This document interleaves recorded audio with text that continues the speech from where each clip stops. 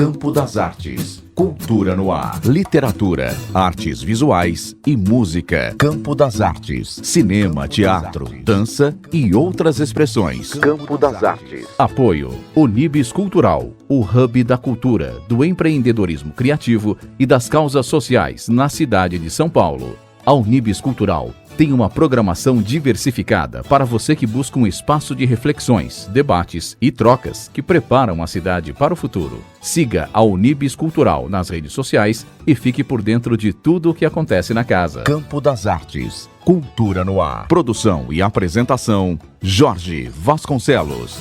Olá! Começa agora mais uma edição de Campo das Artes, o programa que conecta as manifestações artísticas e culturais ao campo. Hoje apresentaremos a terceira edição da nossa retrospectiva, mostrando passagens de entrevistas já realizadas no programa. Nossa retrospectiva se estenderá até o final deste mês de janeiro. A edição de hoje inicia com a palavra de Walter de Souza, jornalista, pesquisador e professor da Escola de Comunicações e Artes da Universidade de São Paulo, autor dos livros Moda Inviolada, uma história da música caipira, publicação da Quiron Livros, Mixórdia no Picadeiro, Circo Teatro em São Paulo, 1930-1970, publicação da editora Terceira Margem, e Piolim, O Corpo e a Alma do Circo, publicação da ECA USP. Walter de Souza, qual foi sua motivação ao escrever Moda Inviolada, uma história da música caipira? O que me motivou inicialmente era uma reminiscência que eu tinha da minha infância, em que meu pai adorava cantar Cabocla Teresa, o grande clássico gravado pelo Raul Torres e Florencio, que foi composto pelo João Pacífico, que era um poeta popular. Começou a mostrar os seus versos dentro de um vagão de trem, porque ele era garçom do vagão de trem da Sorocabana. Ele encontrou lá o Guilherme de Almeida, o grande poeta modernista, mostrou seus versos e o Guilherme de Almeida o indicou procurar o Raul Torres na rádio em São Paulo, e aí ele começou a conseguir musicar os seus poemas e gravar. Então tinha lá a Cabocla Teresa, que tinha uma particularidade. Ela tinha primeiro uma parte declamada lá no alto da montanha, numa casinha estranha, toda feita de sapê, e antes de começar de fato a parte cantada. Então era uma grande saga, né? uma história de um caboclo que descobre uma traição e acaba matando a mulher, mas nesse momento passa alguém montado num cavalo, ouve os tiros e imediatamente entra na casa, se depara com a cena do crime e o assassino se arrepende imediatamente do que acaba de fazer e conta a história para quem está passando sobre o que acabou de acontecer. Eu achava isso fantástico, uma construção maravilhosa, né? E isso me marcou muito, né? Meu pai gostava muito de declamar isso em várias ocasiões, se fossem em festas ou não, né? Em casa. E quando eu comecei a me interessar em entender a cultura brasileira, isso era muito forte, essa referência era muito forte, e foi justamente procurar entender essas matrizes culturais que moldaram o que a gente conhece hoje por cultura brasileira. E uma delas, muito fortemente, era essa matriz da cultura caipira. E o desenvolvimento da ideia para chegar até você, inclusive, se sentir estimulado para pesquisar e escrever esse livro? Então, isso começou por volta de 2000, né, que eu comecei a pegar algumas referências, buscar algumas leituras, e comecei a perceber que havia tudo muito fragmentado, precisava alguém reunir aquilo tudo para contar pelo menos uma versão dessa história, né? Por isso que se chama Uma História da Música Caipira e não a história, porque ela não é definitiva, como nenhuma história, né? Então, buscando essas referências, eu queria entender. A princípio, em 2000, a música sertaneja ainda era muito hegemônica em termos de penetração desde a década de 90, chegou com toda a força na classe média, né? Não era mais algo consumido somente pelas classes populares, né? Então eu queria entender de que forma a música caipira acabou se transformando na música sertaneja. E aí eu tive que procurar isso desde o início. E esse desde o início não era desde o início do século XX. Em 1929 foi gravada a pela primeira vez a música caipira, foi gravado em disco, né? Em aqueles bolachões de 78 rotações. Mas isso começa muito antes, então tive que voltar lá no período da colonização para entender de que forma se constituiu a cultura do caipira. Quando chegam os jesuítas, que daí eles trazem os instrumentos ibéricos, né? Entre eles a viola e a rabeca, né? Que são a base do que a gente vai conhecer depois como música caipira. A viola, que é um instrumento erudito, de música erudita, que, né, foi desenvolvido aí naquele período, quando os jesuítas chegam, que eles trazem toda aquela cultura renascentista, né, que se caracteriza como cultura erudita, que é o bem fazer, as boas práticas de construir a cultura, né, e trazem para cá, como forma de apropriação, no processo de catequização, começa a haver uma hibridização, uma mistura de referências culturais, né? Então, a viola é muito importante para o jesuíta porque ele tem um timbre muito parecido com o cravo, né? Que é um instrumento muito peculiar da música religiosa. É um cravo de mão, porque ele é pequeno, ele pode ser transportado para qualquer lugar. Ele vem na praticidade, né? Isso. Ele vem na bagagem do jesuíta e aqui ele começa a ser, a partir do período colonial, a ser inclusive produzido artesanalmente por vários artistas populares, né? Então, o que a gente conhece lá no começo do século XX como aquela viola de canivete, né? Aquela que é talhada na madeira, ela tem como avô essa viola que veio de Portugal e da Espanha no período colonial. Você acompanha Campo das Artes, a entrevista que estamos realizando com Walter de Souza. Walter de Souza é professor na ECA, ele é jornalista e pesquisador também, é autor dos livros Moda Inviolada, uma história da música caipira, é autor de Mixórdia no Picadeiro, Circo Teatro em São Paulo, 1930-1970, e de Piolim, O Corpo e a Alma do Circo. Walter, a fixação dos jesuítas,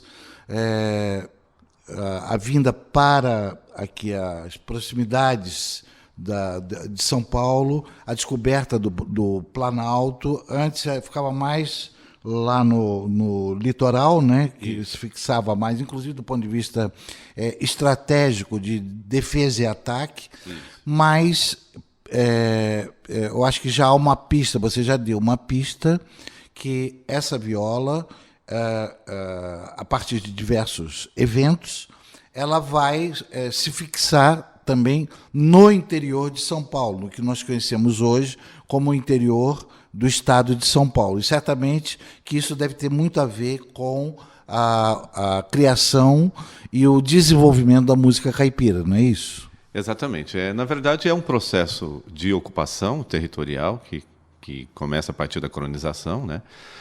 Nós temos aí o apresamento dos índios para uso dos colonizadores, né, durante um longo período da história da colonização.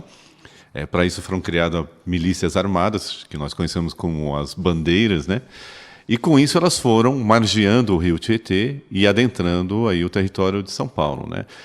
Costuma-se dizer que a cultura caipira ela nasce numa mancha territorial chamada de Paulistânia, né? Então não é só o interior de São Paulo, ele pega também o norte do Paraná, o sul do Mato Grosso, o sul de Minas Gerais, parte do território sul-fluminense. Então é uma mancha que transcende um pouco, né? Então essa cultura, que não é somente a cultura musical, também é uma cultura gastronômica, por exemplo, né? O que se chama hoje de comida mineira veio também desse processo de ocupação das bandeiras, né? Então, essa cultura que surgiu nessa paulistana, ela é muito peculiar porque ela está muito ligada a uma característica do próprio caipira. O caipira, o que é? À medida que houve esse adentramento dos colonizadores pelo território, eles foram, obviamente, espalhando filhos que eram que não eram reconhecidos, obviamente, porque eram gerados a partir da mistura do colonizador com as populações indígenas. Então, nasce daí essa primeira mistura, que é o caboclo, o mameluco, né? E, essencialmente, o caipira. Como eles são bastardos, eles não são levados de volta pelos colonizadores, ficam espalhados pelo território, e, por serem bastardos também, eles não têm terra, então eles vivem à margem da terra. Né? Isso é muito característica da cultura caipira. Por viver à margem da terra, eles vivem numa completa provisoriedade, ou seja, eles não tinham casa definitiva, eles não tinham um modo de vida definitivo, eles estavam sempre prontos para pegar as coisas e sair correndo porque ia aparecer o dono de terra e expulsá-los de lá. Né? Quem descobriu isso foi Antônio Cândido, numa pesquisa muito fantástica, publicada em livro depois, chamado Os Parceiros do Rio Bonito. Né? Então, esse é um livro que ajuda muito a entender de que forma se constituiu essa cultura caipira. Como essa cultura caipira ela é muito esparsa no território, ela fica muito distante uma comunidade de outra, né? Ela tem uma sociabilidade um pouco prejudicada. Ela não há muito contato entre um caipira e outro, porque eles estão divididos nessas bordas desses territórios que têm dono, né? Eles só se encontram em praticamente 2 ocasiões.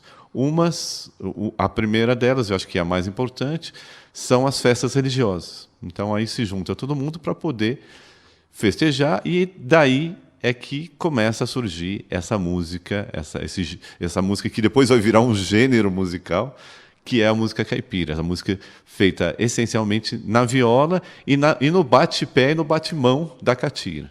Né? Então, ritmicamente, ela é acompanhada com o bater do pé e o bater de mão, que é originário dos índios, e a viola, que é originária do colonizador. Então, é concomitante o aparecimento dessas danças, ou elas já vieram com o colonizador, essas que batem palmas, batem o pé, e a música que nós aprendemos a identificar como música caipira é concomitante ou se aproximou, ambas se aproximaram aos poucos? A dança e a música caipira. Na verdade, esse é o processo de hibridização, né? O colonizador ele traz a sua tradição musical, e uma das formas do jesuíta fazer essa integração era justamente trazer as suas referências e entender a referência do índio para poder casar isso e transformar numa forma de trabalhar aquilo, né? O bate-pé e o bate-mão é característico da dança indígena. Então, isso já vinha da tradição indígena. E o que fazem os jesuítas era justamente fazer a viola casar com esse bate-pé e esse bate-mão. Né? A dança da catira, que é tradicionalíssima até hoje, o catireiro ele sempre fala que ele tem que sapatear em cima das cordas da viola. É o casamento perfeito, quer dizer, a hora que a viola está tocando, ele tem que bater o pé no mesmo ritmo da viola. Né? Na verdade, o que aconteceu inicialmente foi o contrário. Se tocava no mesmo ritmo do bate-pé para poder trazer essa expressão cultural mais próximo do colonizador. Então, isso nasce muito desse processo de aproximação de 2 culturas muito distintas. Né? Bom, retomando, além das festas religiosas, que também são trazidas de Portugal, né? Portugal chega aqui trazendo já um pacote de festas religiosas que não foram desprezadas durante todo o processo colonial e, pelo contrário, ajudou muito a integração, né? Por isso que se diz que a cultura brasileira começa com a festa, e de fato começa mesmo com a festa. Né? Além das festas religiosas, outra ocasião de desenvolvimento desse gênero musical era a partir do encontro de populações para fazerem mutirões, o ajudatório, né? Aquela coisa de vamos carpir a roça, então chama todos a parentaia toda e vamos lá carpir. Então, aí, fim o dia de trabalho, começava então a festa, que é já uma origem mais profana, ela não necessariamente tinha que ter o mesmo caráter ritualístico que tinham nas festas religiosas. Podia ter, por exemplo, o xiste, a piada, o desafio, aquela coisa mais profana e menos religiosa. Então foram duas ocasiões em que se executaram, fez surgir esse gênero musical, e com duas motivações distintas e contraditórias, uma religiosa, outra profana. Muito bom, Walter de Souza, no programa Campo das Artes. Walter de Souza, jornalista, pesquisador, professor na Escola de Comunicações e Artes. Walter, eu gostaria de pedir para você um pensamento que foi, de fato, uma criação de um grande intelectual, um grande escritor, talvez tenha sido o maior editor na história do Brasil, ali para e passo, muito próximo, muito junto com o José Olímpio, e José Olímpio se tornou, né, a principal referência, porque o nosso personagem, a quem nós estamos mencionando, é Monteiro Lobato. Monteiro Lobato, que foi, na verdade, ele criou essa personagem que nunca pode ser esquecida, ela está dentro como é que se diz? Da nossa memória, da nossa alma, que é o Jeca Tatu. Então eu gostaria que você falasse um pouco a respeito do Jeca Tatu, que gerou, eu acho, diferentes impactos na história da cultura, eu diria que é na história da vida brasileira,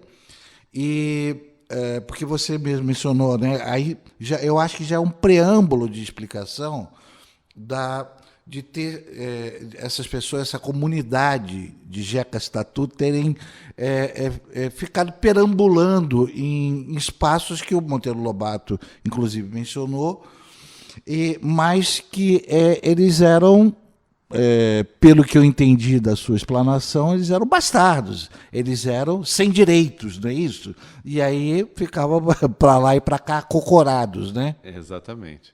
O Monteiro Lobato ele acaba criando uma polêmica inicial com relação ao caipira quando ele vai escrever uma carta para o jornal Estado de São Paulo, né?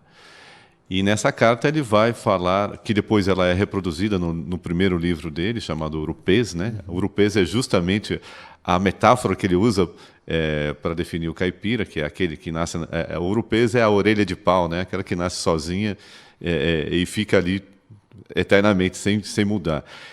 O Monteiro Lobato, ele é um intelectual que ele está muito calcado na visão positivista, né? A visão do progresso. Então, para ele, que vem do interior de São Paulo, ele vem do Vale do Paraíba, essa figura do Jeca, a princípio, que ele vai reformular depois essa visão, a princípio ele vê como o piolho da terra, aquele que só tira da terra e não produz, né? Então ele se incomoda muito com isso, porque ele está tendo, a princípio, uma leitura que não aprofunda as origens desse caipira. Depois ele vai reconsiderar isso e vai perceber a importância do Jeca Tatu, né?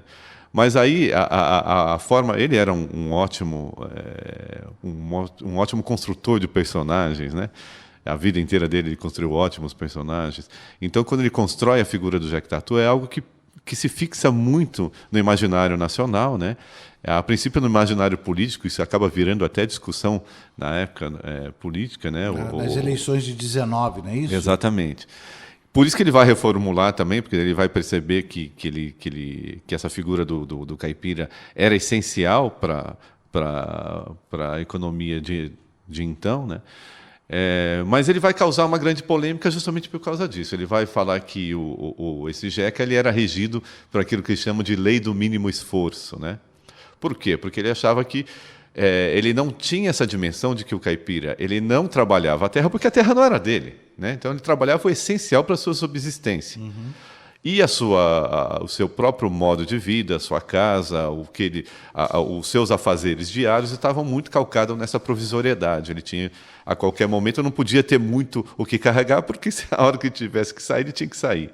Com o mínimo que ele tinha, enfiar debaixo do braço e se mudar. Fora que havia reflexo na saúde do Jeca Tatu, né? Isso, exatamente. Isso também serviu logo em seguida para justamente alertar né, pelo fato de que havia todo um trabalho de sanitarismo que deveria ser feito em relação a esse personagem do Jeca, né?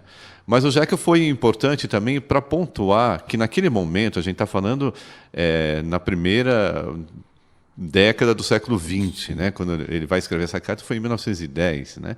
Então, ele vai pontuar de que forma essas figuras que foram geradas a partir de uma certa construção de sociabilidade, né, num país num território que ainda estava sendo ocupado, né, de que forma isso interferia não só na economia, mas no imaginário nacional, né? Então foi bem importante. Foi somente 19 anos depois dessa polêmica do Jeca que a primeira expressão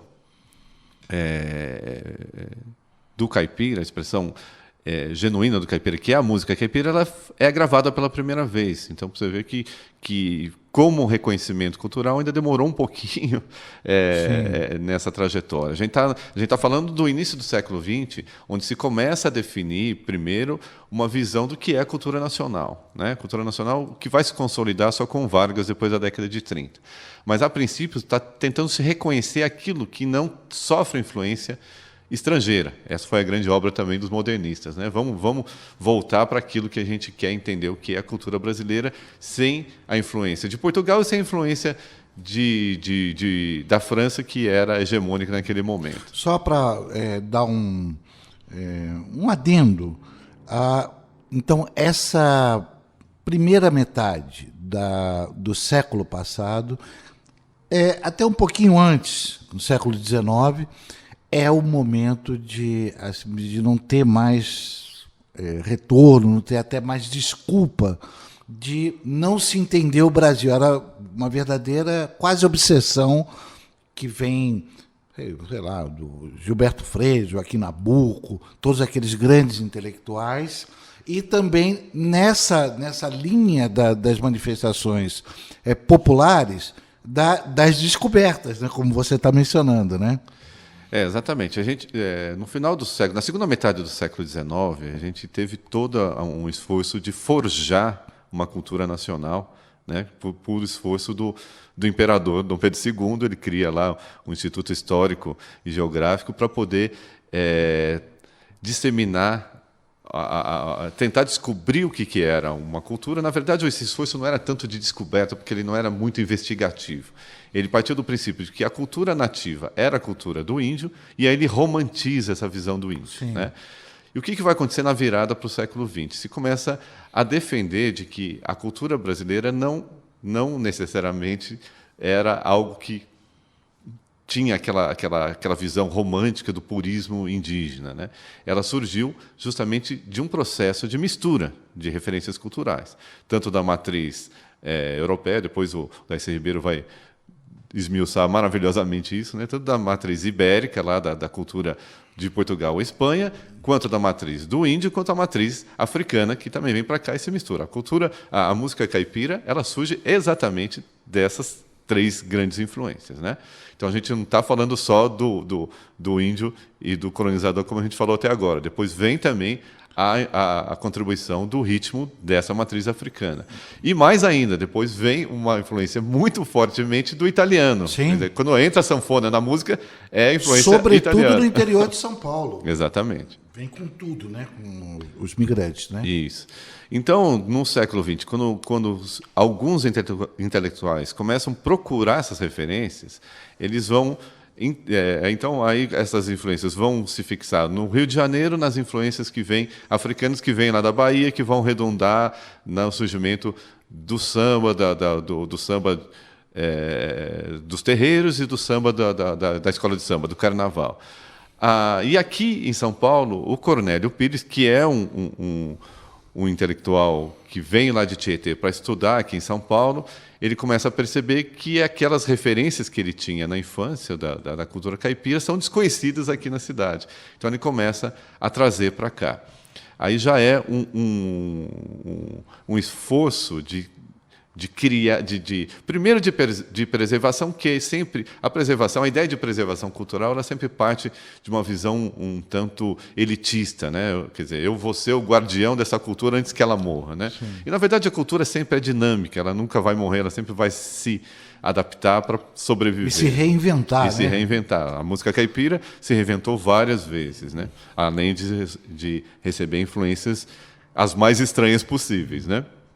Então, o Cornélio Pires ele vem aqui para São Paulo, ele vai estudar lá no Lago de São Francisco, e aí ele é convidado para uma festa no Mackenzie, também de jornalistas e coisa e tal, e aí ele resolve encenar um velório caipira. Um velório caipira não é simplesmente você velar o morto, tristemente acendendo velas, né, e despedidas e coisa e tal. Aquilo envolve uma série de manifestações que estavam lá guardadas na cultura caipira. Então, tem a catira, tem o congado, então uma série de expressões. E aquilo foi algo que marcou fortemente essa migração, vamos assim chamar, do interior para a capital. E aí ele começa a ter uma preocupação de também registrar isso em algo que era muito novo, que era a gravação fonográfica, né? Então, em 1929, o que ele faz? Ele vai até a gravadora e oferece para fazer essas gravações, coisa e tal. E a gravadora acha aquilo uma grande bobagem, porque acha que aquilo não... Quem que vai comprar música cantada e dançada no interior? Ninguém vai querer ouvir isso aqui na cidade. A gente tem que gravar gêneros que vêm lá de fora, porque todo mundo está querendo ouvir, porque, né, quer se sentir cosmopolita, né? Então o que ele fala? Ele vira pro dono da gravadora, que era um inglês que mal falava português. O Cornélio Pires leva um sobrinho dele para poder fazer essa tradução, que tinha estudado um pouco de inglês, né? E ele fala o seguinte: então eu vou bancar do meu bolso essas gravações. Eles continuaram achando aquilo uma maluquice, cobraram um absurdo. E muito acima do que o Cornélio, de fato, tinha levado para bancar aquelas gravações. Ele vai até o Cornélio e fala assim: bom, eu volto amanhã e trago esse dinheiro e vou gravar os primeiros 15 bolachões aí de 78 rotações com essas músicas. Ele vai até o centro da cidade, encontra alguns parentes, reúne esse dinheiro e, de fato, ele banca as primeiras gravações. Ele, na época, ele exige que essas gravações tenham um selo com o nome dele. Uhum. O selo, que é aquela bolinha que vem no meio do disco, geralmente ele era em azul, ele exige que seja diferenciado, então é a primeira vez que se imprime um selo vermelho com o nome Turma Caipira Cornélio Pires, né? E aí o que ele faz? Ele vai para o interior, vai lá para Tietê, Sorocaba, Piracicaba e traz os caipiras que ele conhecia, os violeiros que ele conhecia, para poder fazer essas gravações, e faz os registros. Ele não faz só registro de música caipira, ele faz registro também de causos, que ele era um grande contador de causos, caipiras e coisa e tal, né? Os famosos causos, né? E aí os xixes e piadas, ele era um ótimo humorista. Depois, posteriormente, ele vai se firmar como um grande humorista, né? Não só de rádio, mas de disco, né? Existia essa figura do humorista de disco. E ele acaba sendo aí o pioneiro nessa gravação de música popular, para criar aí então um mercado para isso. Como ele bancou isso tudo, ele pegou toda a tiragem e ele se responsabilizou pela venda disso. Então o que ele faz? Ele leva para o interior para poder vender para quem costumava ouvir isso ao vivo. Então, agora com a oportunidade de você ouvir na hora que você quiser com esse disco, desde que você tenha um aparelho, dinheiro suficiente para comprar um aparelho. Para surpresa dele e da própria gravadora, e mais ainda da gravadora, ele tinha programado ir até Botucatu e no meio da viagem ele já tinha vendido tudo e ele volta pedindo uma segunda tiragem. E aí a gravadora começa a perceber que isso é um grande filão. Estamos em 1929. 1929. Bom, aí você pensa, está criado, então, um novo gênero musical. Não é bem assim que funciona, né? O que se provou nessa iniciativa do Cornélio foi, primeiro, que havia um potencial de mercado para esse gênero musical, e segundo, que o Cornélio Pires era um péssimo empresário, porque ele vendeu isso de mão beijada para a gravadora e nunca ganhou um tostão com o fato dele ter sido pioneiro e descoberto esse nicho de mercado, né?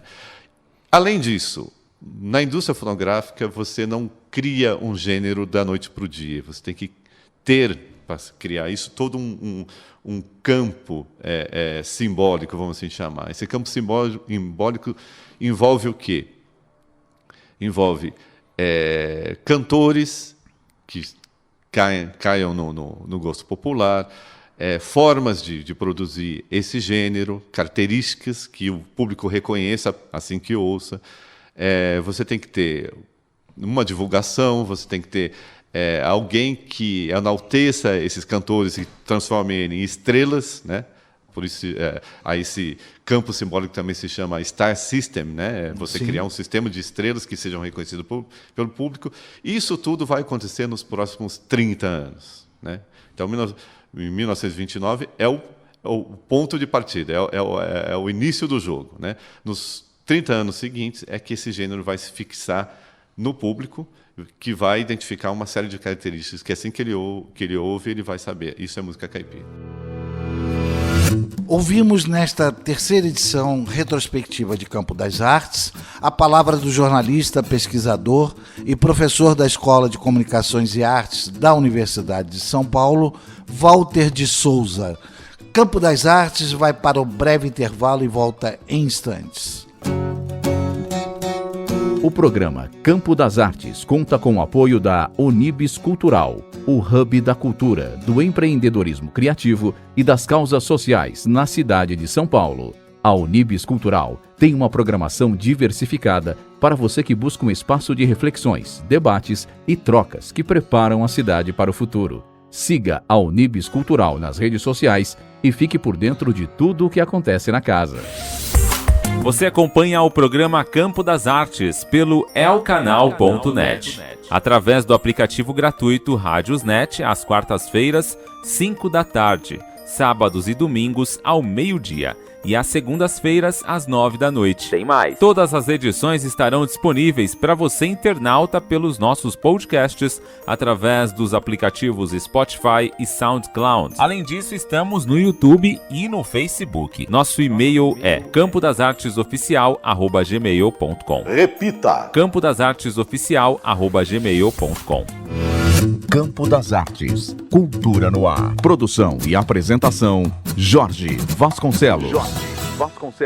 Voltamos com Campo das Artes, o programa que conecta as manifestações artísticas e culturais ao campo. Dando continuidade a esta terceira edição retrospectiva do programa, ouviremos a palavra de Marco Aurélio, escritor, pesquisador da cultura popular e especialista cultivado em literatura de cordel. Marco Aurélio, fale sobre sua história, formação e como ocorreu sua aproximação com o cordel e a cultura popular. Nasci num lugar chamado Ponta da Serra, sertão baiano, onde a Caatinga e o Cerrado se encontram, localidade que pertence ao município de Riacho de Santana, sudoeste baiano. E a casa em que eu nasci ficava ao lado da casa da minha avó paterna, Luzia Josefina. E aí sempre que eu podia eu escapava, ia para junto dela e principalmente no final do dia ela me contava muitas histórias vindas não sei de onde, trazidas não sei por quem, mas que estavam vivas nas vozes, né? Principalmente nas vozes sertanejas. E também os cordéis. Ela tinha na casa uma coleção de cordéis e eu sempre em busca daqueles que mais me fascinavam. Os cordéis de fantasia, com temática que remetia à mitologia clássica, principalmente, mas outros tantos. E aos 6 anos de idade, encantado, né, com esse universo mítico, mágico do cordel, eu tentei fazer também um texto poético. Eu acho que eu consegui, eu dei um passo, mas ainda não estava pronto, né? Lógico, coisa muito incipiente. Mas, enfim, são essas histórias encantadas do sertão que, de alguma forma, abrem para mim as portas, né, do universo da escrita. Porque o cordel é, ao mesmo tempo, a poesia da letra e da voz. E aí, como é que foi o desenvolvimento seu, do ponto de vista intelectual, dos seus interesses? E eu não vou voltar à ideia da presença do cordel, porque me parece que ele esteve presente a vida inteira com você, né? Perfeito. A coisa do desenvolvimento, o que acontece? Quando você ouve muitos contos, principalmente contos tradicionais, em um local assim que não há tantas pessoas, mas ao mesmo tempo tem aquela noção do encantado. Quando a pessoa diz, em cima daquela serra tinha uma serpente encantada que ninguém conseguia vencer. E aí eu saía do quintal da minha casa e olhava, a serra estava no fundo. Eu tinha, como Manuel de Barros, né, o mundo como quintal. E a partir daí, a gente vai, à medida que você vai mergulhando nos estudos, que você vai descobrindo principalmente as ligações com a mitologia, não só a mitologia clássica, greco-romana, mas a mitologia de muitos povos, você vai vendo que entre aqueles contos há uma ligação muito, muito forte. E aí nos cordéis também. Isso, para mim, é uma coisa muito comum, porque a minha avó, e essa informação não é gratuita, tinha um cachorro chamado Provedor. E aí você pergunta, e nós com isso? Tem um cordel chamado Juvenal e o Dragão, de Leandro Gomes de Barros, que é nosso mais importante cordelista, nasceu em 1865 e morreu em 1918. E nesse cordel fala de um rapaz que saía pelo mundo em busca, né, de façanhas que o tornassem digno, conhecido. E dizem que ele chega num local com 3 carneiros, que depois ele acaba trocando por 3 cachorros. E o homem que propõe o escambo, né, a troca, ele diz assim, cada um destes cachorros é um grande defensor. Se acabam, morrem lutando em defesa do Senhor.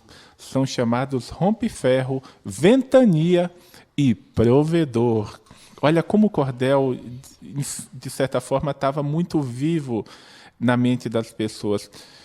E boa parte das pessoas que tinham o nome de Juvenal, os homens que tinham o nome de Juvenal, isto se devia ao cordel do Juvenal. E qualquer mulher que se chamasse Creusa, quando você ia perguntar, ela dizia, é por causa do romance do Pavão, que o cordel muito conhecido também, em que a protagonista tem esse nome.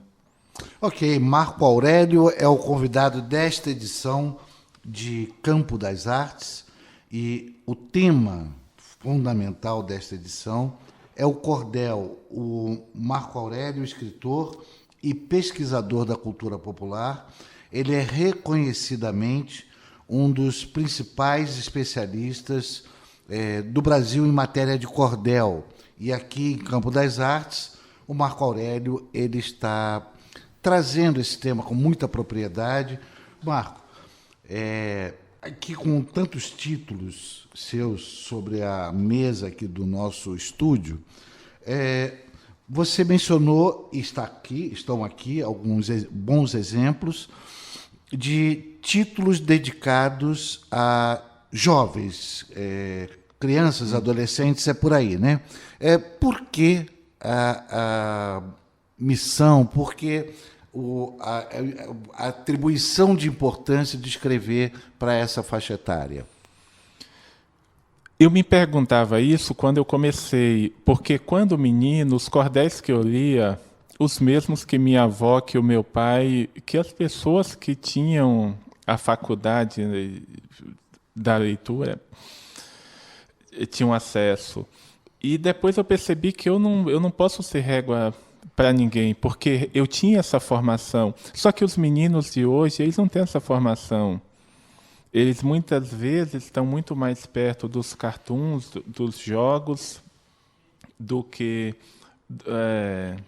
do livro, do objeto livre. E a escola, ela tem um papel fundamental nisso. Então, aqueles que escrevem para jovens, para crianças e jovens, são os que formam aqueles que vão ler Machado de Assis, José de Alencar, Luiz Rufato e tantos outros, né, que de ontem e de hoje. Então a gente tem que ter em mente que esta formação ela começa muito cedo. E o cordel é excelente porque quando não se conhece pode até se estranhar, imaginar que o cordel seja uma poesia vinculada unicamente a coisas ligadas ao universo do Nordeste. O universo real, o universo imaginário do Nordeste, ou imaginoso, né, como eu gosto de dizer. Mas a coisa vai muito além disso. Você tem aqui alguns exemplos que mostram isso. E desde o início o cordel ele foi muito, muito além, porque ele é um tipo de poesia que nos conecta ao fazer poético de todos os povos e todas as épocas. O livro mais antigo da humanidade, que é o Gilgamesh, o épico de Gilgamesh, épico da região mesopotâmica, que deve ter perto de 5.000 anos, é um poema narrativo. O Beowulf, que descerra, digamos assim, as cortinas na Inglaterra da poesia e das letras como um todo, é um poema narrativo. A Canção dos Nibelungos, que é o começo de tudo na Alemanha, em termos de letras também, de formação, é um poema narrativo. E o cordel também é um poema narrativo. Tem essa vinculação com Portugal, mas aqui soube se afirmar com um traço de identidade muito peculiar. E a gente utilizar este cordel respeitando cada faixa de idade, você vê aqui que aqui temos exemplos, né, de faixas diversas, tem que se ter muito cuidado. Antes de mais nada, você tem que ser um leitor, e eu sou um leitor quanto mais. Então, nenhum destes livros aqui que você vê, nenhum deles foi publicado sem essa imersão, sem essa busca, sem essa pesquisa, mas, ao mesmo tempo, levando-se em conta o amor que, de alguma forma, nos move. Porque ler, escrever é um ato de amor. Não é pieguice, não, é verdade. E não se aplica a todo mundo, logicamente. Mas eu, desde cedo, eu mergulhei neste universo e hoje eu acho que eu tenho alguma coisa a ensinar e muito a aprender ainda. Ok, Marco Aurélio, só para a gente mencionar alguns títulos, digamos, mais apropriados aos jovens. Tem as adaptações, não é isso? Rei Lear em cordel, A Lenda do Saci Pererê, mas, por favor, de sua própria voz, quais os títulos que temos aqui direcionados a esse público? Perfeito. O Rei Lear, Infanto Juvenil, ele foi selecionado na minha biblioteca, que é do município de São Paulo. Este aqui, que eu ofertei a você. Sim. Cavaleiro de Prata, né? Que este aqui eu comecei a escrever, eu tinha 18 anos, e eu só o terminei em 2015.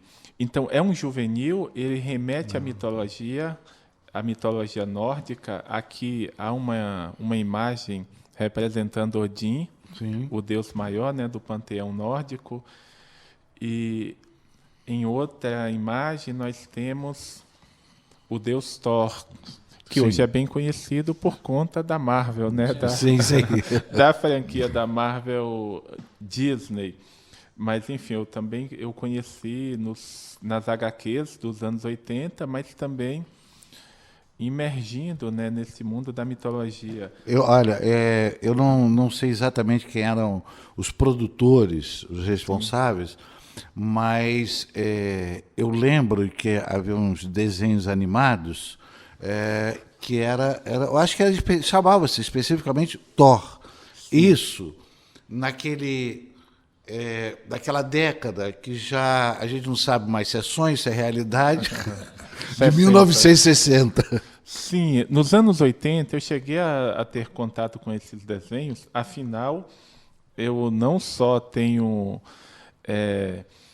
essa aproximação com o cordel, mas, lógico, como todo menino, eu li muitos quadrinhos. Eu li Zago, Ortex, Tio Patinhas, Riquinho, Gasparzinho. No meu caso, eu estou falando da televisão. Eram desenhos animados em TV. Entendo. Né? Não, mas eu vou chegar lá. E na década de 80, esses desenhos eles são novamente reapresentados. Sim. Thor, Hulk... Isso, tinha... E... tinha vários. Os da Marvel. Aí já era. Já é outra... Hanna-Barbera, né? Outra coisa. Mas esse desenho do Thor mesmo, Namor, né? Também. Namor, o Príncipe Submarino. Boa! Belas lembranças. Só que eram desenhos desanimados, né? Porque muito desanimados. Mal se moviam. Mas tinham as HQs também, então você vê aqui que o nosso universo ele acaba se conectando. Eu vou te dar um exemplo, que é Meus Romances de Cordel. A gente está falando de livros. Esse aqui também está nas bibliotecas públicas de São Paulo. Aqui o primeiro título. O Herói da Montanha Negra. Este título eu escrevi quando eu tinha 13 anos. Eu assisti a um filme chamado Fúria de Titãs, que... tinha os efeitos especiais em stop motion do Ray Harryhausen, que foi o mestre, né, que fez as viagens de Simba e o Olho do Tigre, Jazão e o Véu de Ouro. Então, quando eu assisti a esse filme, eu tive a ideia de fazer este cordel. Eu tenho ainda o caderninho, o original, vamos dizer assim, em que esse cordel foi composto. E também tem os folhetos, antes de ele fazer parte desta coletânea.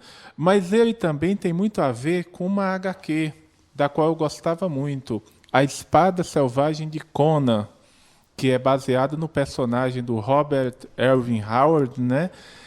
Que foi um sujeito assim, genial e que se suicidou muito jovem, mas deixou como legado Conan, que a gente sabe que ficou famoso também no cinema com o Arnold Schwarzenegger, né? O famoso filme do John Milius. Mas este aqui, basicamente, ele tem muito a ver com a HQ também do Conan. Tem muito a ver, assim, no sentido de que é um sujeito que sai pelo mundo, que não serve a rei nenhum, mas, ao mesmo tempo, ele vai se defrontar com dragões, com gigantes, com monstros propriamente ditos, o que é um motivo mitológico. Então, a gente busca as fontes as mais diversas. A forma como a gente condensa é que, de alguma forma, determina aquilo que vai ser escrito e, posteriormente, publicado. Aqui, só para completar, Os Infantos Juvenis, A Lenda do Saci Pererê. Isso, é isso, né? Isso. Tem muitos outros, mas aqui o Saci é um personagem muito conhecido, mas ao mesmo tempo pouco conhecido, porque ele tem muitas formas, inclusive a forma de uma ave. Ao longo do tempo ele foi mudando e cada lugar ele é visto de uma forma, visto mesmo, porque as pessoas dizem, eu vi o Saci. E eu acabei buscando uma narrativa em que o Saci ele é um bebê encontrado por um casal abandonado e que depois acaba se revelando, né? O Pestinha que todos nós, de alguma forma, conhecemos. Este aqui, normalmente, os segundos anos é que o adotam. Muito lido, foi vendido, né, ao Itaú Social, chegou a muitas bibliotecas também. Mas eu tenho outros títulos. Esse aqui, que saiu ano passado, da SESI SP, Tristão e Isolda em Cordel. Esse aqui foi muito trabalhoso, porque já é um título, assim, digamos, mais maçudo em termos de conteúdo. Ele remete a dois personagens que tem a ver com a mitologia céltica, mas tem a ver também com o despontar da poesia da França, né? Que aquelas pessoas que a gente imagina que tenham sido os sistematizadores, vamos dizer assim, são dois poetas. Um chama Tomás, ou Tomás, e outro Bérulle. Mas não se sabe mais nada destes sujeitos. Depois outros vão dar suas versões também, mas dizem que o Chrétien de Troyes, que é o mesmo que deu vida ao ciclo do Rei Arthur, foi que fez uma versão, a versão inicial, que hoje ninguém mais conhece porque simplesmente desapareceu, né? Sumiu. Mais um que a gente, de alguma forma, traz à tona. Eu não vou me trair aqui e dizer que eu resgatei. Mas eu digo que é muito importante porque essa história ela foi contada até no cinema, mas ela vem da poesia, e aí o cordel a devolve novamente à poesia. Isso é muito, muito importante. Muito bom. Marco Aurélio em Campo das Artes. Marco Aurélio, escritor e pesquisador da cultura popular, um dos principais especialistas do país sobre o cordel, que se dedica a pesquisar o cordel. Falando nisso, Marco Aurélio, eu gostaria que você, por gentileza, desse não uma pincelada, porque parece que a ideia seja uma coisa ligeira. Não se trata de pincelada, é mais no nosso caso aqui, de um programa de rádio, questão do tempo.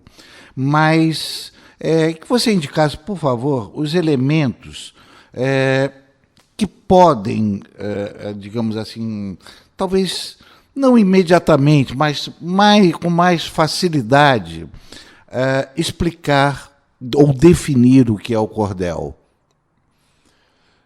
O cordel, quando falamos dele, algumas pessoas imediatamente o associam a Portugal, sendo Portugal seu berço. Só que a coisa é muito mais complicada. É óbvio que a gente herda até o nome de Portugal. E contudo, a gente o começa a usar muito tardiamente. Ele se torna muito popular, o termo cordel, na década de 60, 70 e se consolida na década de 80. E cordel é barbante. Do século XX. Do século XX.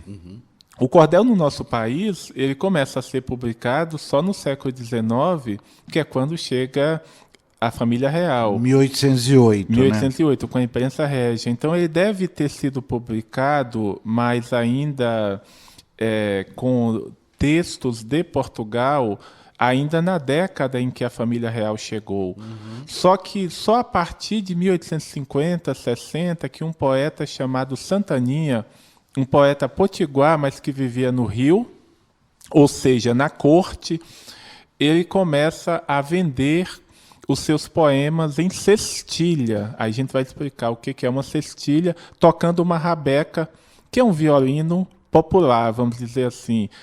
Com Leandro Gomes de Barros, no início do século XX, ele nasce em Pombal, sertão da Paraíba, vai ao Recife, lá se estabelece e começa a publicar a partir dos preros que os jornais descartavam por achar que estavam obsoletos. Então aí já tem uma indústria regular do cordel.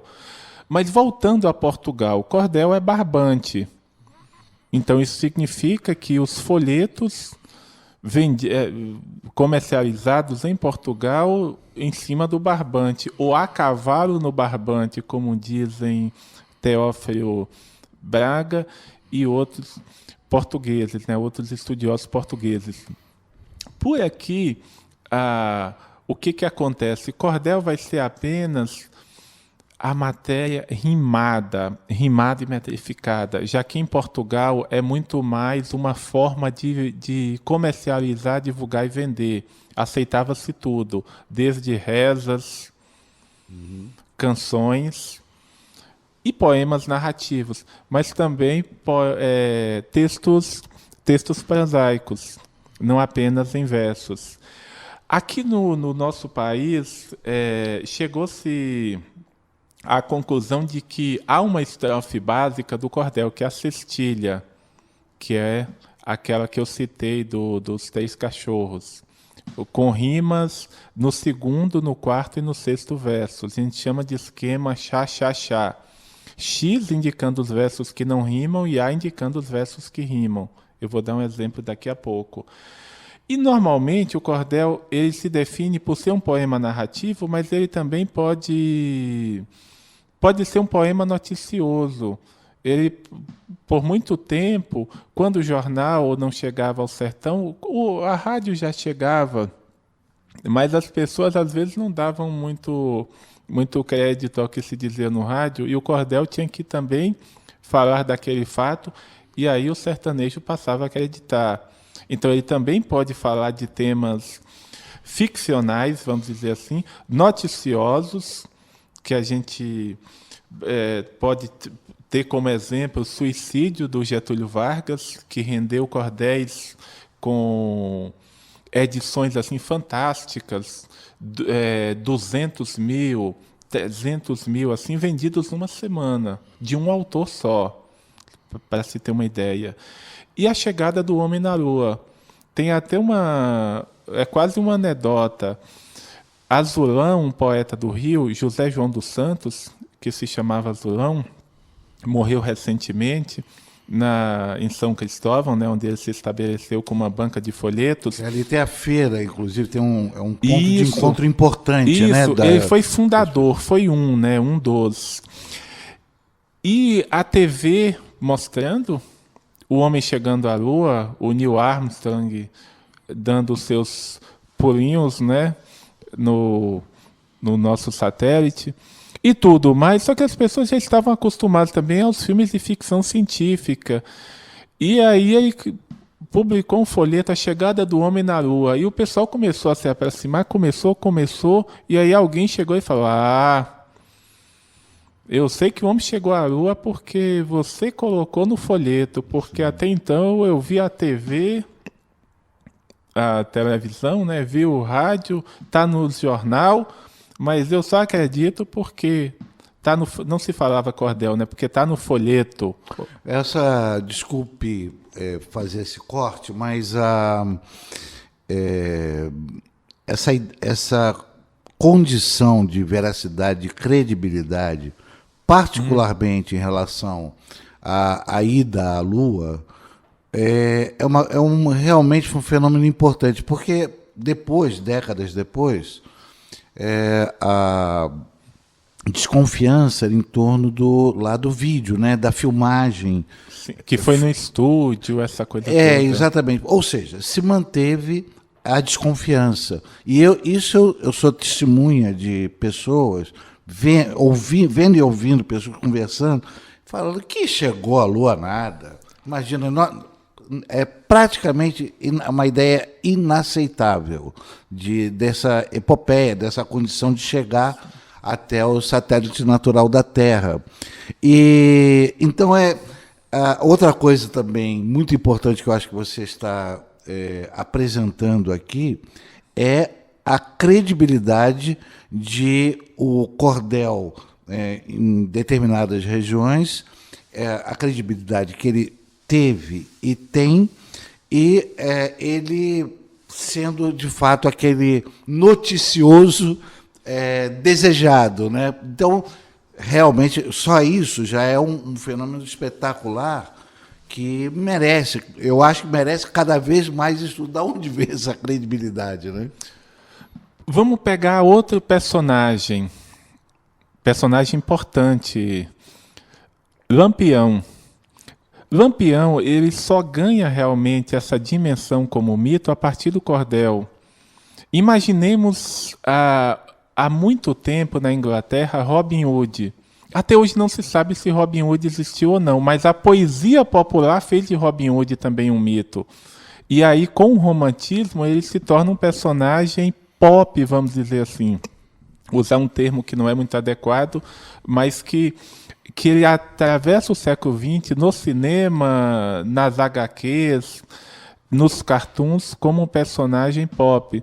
E isso se deveu à poesia popular, porque são as baladas que fazem de Robin Hood um personagem mítico. no oeste dos Estados Unidos. O que vai tornar Jesse James, que é o mais famoso, digamos assim, assaltante de bancos, né? Outlaw, o fora da lei,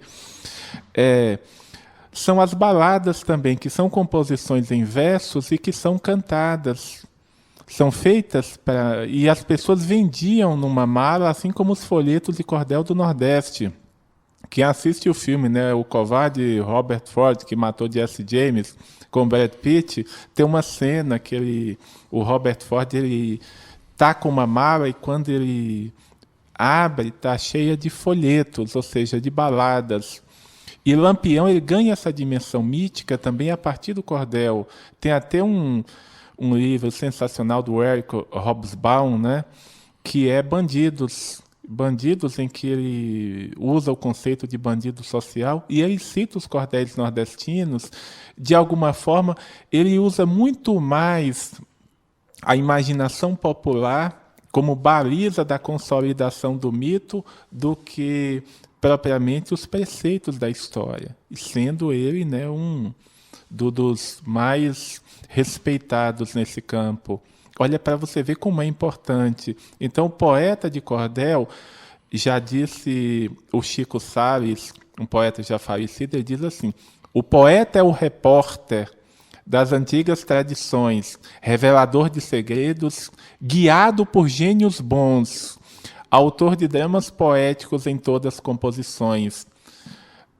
Não tem uma rima perfeita no bons com composições, mas a ideia em si, a imagem que ele nos dá é uma imagem muito bonita do poeta e mostra justamente isso que você falou, a veracidade. O Lampião pode ser um bandido, segundo a régua da lei que nós temos, mas ao povo, assim como Robin Hood, assim como Jesse James, ele ajudava a equilibrar, né, os pratos de uma balança social muito injusta. E o cordel, ele como poesia bárdica, e eu falo poesia bárdica porque eu remeto a bardo, né, é aquele poeta que não se restringe ao salão. É o poeta do povo, é o poeta que está no meio do povo. Se ele não estiver no meio do povo, o que ele escreve está no meio do povo. E aí nós temos, antes de Lampião, inclusive, Antônio Silvino, que também ganhou, por conta do cordel, uma dimensão de mito, né? Que foi outro famoso cangaceiro nordestino. Enfim, o cordel é a poesia que não só das antigas tradições, como cantou o nosso poeta Chico Salles, mas também que fabrica, né, suas tradições, que inventa suas tradições. Então, isso tem que ser levado em conta e, ao mesmo tempo, ele acaba desmanchando também alguns embrólios, né? O fato de alguém não acreditar por achar absurdo que o sujeito pisou na lua. Mas com o cordel ele acaba autenticando esse acontecimento, esse fato histórico. E eu conheço pessoas que, inclusive, mesmo aqueles cordéis com temas míticos, irreais, vamos dizer assim, eu ouvia pessoas dizendo: fulano de tal existiu, porque está no folhete, o poeta não mente. Após ouvirmos a palavra de Marco Aurélio, escritor, pesquisador da cultura popular, um dos principais especialistas em literatura de cordel do país, estamos concluindo essa edição retrospectiva do programa. Campo das Artes voltará na próxima quarta-feira, a partir das 17 horas. Até lá! Campo das Artes. Produção e apresentação, Jorge Vasconcelos. Campo das Artes. Apoio, Unibis Cultural, o hub da cultura, do empreendedorismo criativo e das causas sociais na cidade de São Paulo. A Unibis Cultural tem uma programação diversificada para você que busca um espaço de reflexões, debates e trocas que preparam a cidade para o futuro. Siga a Unibis Cultural nas redes sociais e fique por dentro de tudo o que acontece na casa. Campo das Artes. Cultura no ar.